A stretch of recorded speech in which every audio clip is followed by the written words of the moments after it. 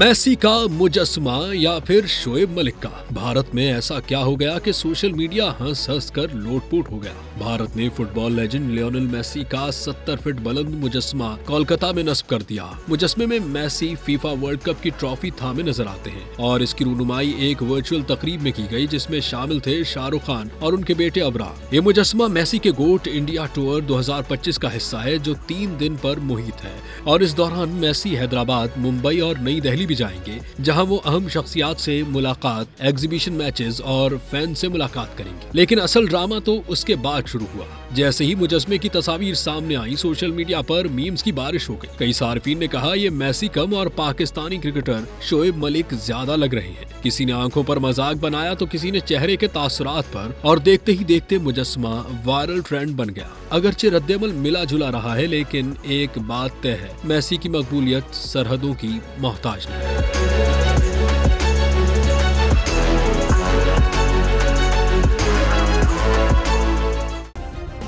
Subscribe करें और bell दबाएं ताकि कोई खबर रह न जाए।